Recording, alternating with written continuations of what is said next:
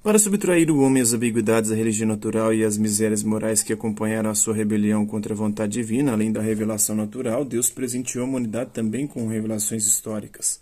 Trata-se em particular das revelações contidas nas Sagradas Escrituras do hebraísmo e do cristianismo. A estas é comumente reservado o nome de revelação. Como se deve entender a relação entre a revelação e a religião ou entre cristianismo e religiões? Essa pergunta assume um peso diferente dependendo de onde se parte para buscar uma resposta, se do observatório da filosofia ou do observatório da teologia. Se ela é enfrentada a partir do observatório filosófico, dá-se preferência à religião natural e não à revelação sobrenatural, como fez de modo geral a filosofia moderna, dado que a filosofia assume como órgão cognoscitivo a razão e como critério de verdade a evidência, enquanto a revelação tem como órgão cognoscitivo a fé e como critério de verdade a autoridade. Se ao invés se contempla o problema a partir do observatório teológico, é inevitável que se reconheça a prioridade da revelação sobrenatural em relação à religião. Mas quanto ao efetivo relacionamento que existe entre a religião, especificamente as religiões não cristãs, e a revelação cristã, há profundo desacordo entre os teólogos. As principais soluções propostas para esse problema podem reduzir-se a três: conflito, identidade e harmonia. O maior e mais conhecido defensor da tese do conflito insanável entre revelação e religião é Karl Barth. Na sua opinião, a revelação diz um categórico não a qualquer religião. Cristo condena as religiões como refinadas expressões da soberba humana. Uma importante seção da dogmática eclesial, intitulada Revelação de Deus, Eliminação, Aufhebung da religião, Barth distingue categoricamente a fé cristã, fundada naquilo que Deus nos revelou de si mesmo por meio de Jesus Cristo, da religião, busca inútil da verdade do sentido último da vida, busca condensada ou condenada ao fracasso, porque Deus é o totalmente outro, e os homens nada saberiam dele se ele próprio, na sua suprema condescendência, não viesse ao encontro deles para se manifestar. A religião é o vão esforço que fazem os hipócritas para criar para si mesmo uma verdade sem a ajuda da graça. A fé cristã não é uma religião e não se compara às religiões pagãs, antes contrapõe-se a estas. A fé funda-se na revelação que Deus fez de si mesmo, não na angústia do homem ou nas suas experiências dos fenômenos deste mundo. Fundando-se na palavra de Deus, é absolutamente verdadeira. E dado que também o reconhecimento da sua verdade é um dom gratuito de Deus, a fé cristã não contém nenhum elemento humano e não é suscetível nem de confirmação nem de contestação por parte dos raciocínios humanos. Tudo vem da fé e a fé, por sua vez, vem de Deus. Nada vem do homem, porque o homem decaiu. É pecador e cego. Todas as práticas de piedade, através das quais aquele que se diz cristão transforma a fé em religião, são abominações aos olhos de Deus. A tese de Karl Barth foi esposada por muitos discípulos, em particular por Gogarten, Bonhoeffer, Vahanian e Van Buren e Mancini. A tese da substancial identidade entre revelação e religião foi defendida recentemente por alguns teólogos católicos asiáticos, em particular por Raimundo Panikkar.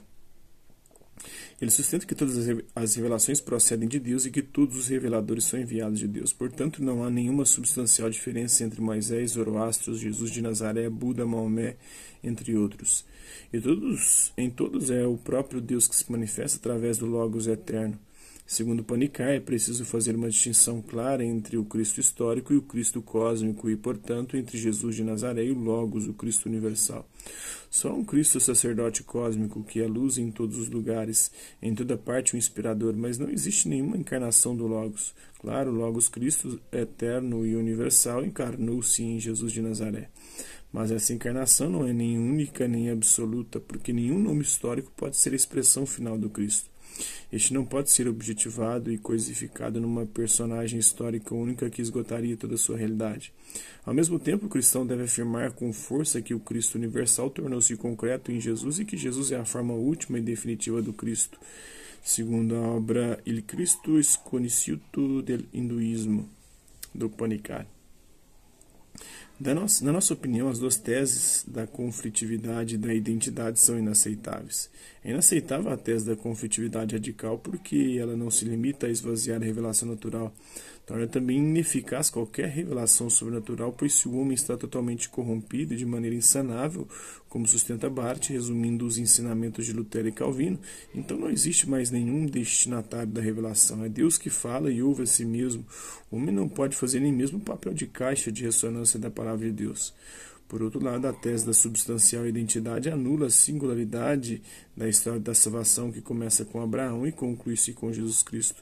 destruindo o ponto cardeal da fé cristã, pela qual há apenas um mediador em Jesus Cristo entre Deus e os homens, né? Ele é a única via de salvação para todos os homens. Fora dessa via, que jamais faltou ao gênero humano, nem antes, quando esses fatos eram esperados como algo futuro, nem depois, quando se revelaram como passado, ninguém foi libertado, ninguém é libertado, ninguém será libertado. Segundo Santo Agostinho, a sua obra da Cidade de Deus, né? Capítulo 10, 32, 2. Assim, a única solução viável do difícil problema é aquela que afirma certa harmonia entre religião e revelação, entre religiões não cristãs e cristianismo. Essa tese, patrocinada por Daniello e por Rossano, afirma que a revelação é progressiva. Ela começa com a revelação natural e termina na revelação cristã. Essa não destrói a primeira religião. Antes a corrige, a recupera, a transforma, a enriquece, a aperfeiçoa. Essa solução preserva duas verdades irrenunciáveis da fé católica: a vontade salvífica universal de Deus e a unicidade do mediador, do Salvador, Jesus Cristo. A vontade salvífica universal de Deus exprime-se na revelação natural, mas a realização efetiva dessa vontade dá-se em Jesus Cristo, e ela não conhece nenhuma barreira espaço-temporal, alcançando assim, como escreve Agostinho, todos os homens, passados, presentes e futuros.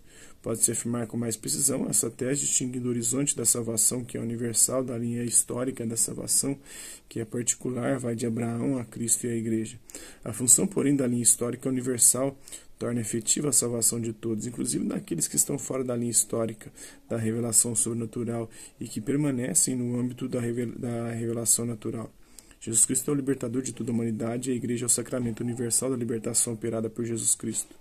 Essa tese não é nova, se não em sua substância, pelo menos em sua linguagem. Já ensinava Santo Agostinho tanto no da Cidade de Deus, como também na carta 102, da qual extraímos o seguinte trecho: nós afirmamos, pois, que Cristo é o verdadeiro Deus, do qual saíram todas as coisas. Ele é o Filho de Deus, porque seu verbo. Por isso, desde os primórdios do gênero humano, todos aqueles que creram nele e de algum modo o conheceram e levaram uma vida pia e justa conforme aos seus preceitos, em qualquer tempo e lugar tenham vivido, sem dúvida se salvaram por meio dele. Sim, como nós cremos nele, não só como quem vive junto ao Pai, mas também agora encarnado. Assim, os antigos criam nele como alguém que vivia junto ao Pai e que viria ao mundo. E se, conforme a diversidade dos tempos, é agora anunciado como já tendo vindo aquele que um tempo for anunciado como alguém que viria, isso não significa que a fé mudou, ou que está diferente a única e idêntica salvação. Do mesmo modo, se uma mesma e idêntica realidade é anunciada e predita com cerimônias e símbolos diferentes nos diversos tempos, nem por isso devemos crer que se trate de realidades diferentes e sejam diversos meios de salvação. Deixemos, pois, que Deus disponha qual o tempo oportuno para os acontecimentos relativos à mesma e idêntica salvação das almas pias e fiéis. Quanto a nós, conservemos a docilidade à sua vontade. Concluindo, é sempre a única e mesma religião que observamos em tempos remotos com denominações e símbolos diferentes dos de hoje. Antes de um modo mais oculto, depois mais claro, antes por um número restrito de pessoas, agora por um número cada vez maior, segundo Santo Agostinho na carta 102, 11 e 12. Então é isso aí, espero que vocês tenham gostado do vídeo. Quem curtiu, dá um like, quem não curtiu, dá um dislike. Hasta la vista, vivos, e até a próxima.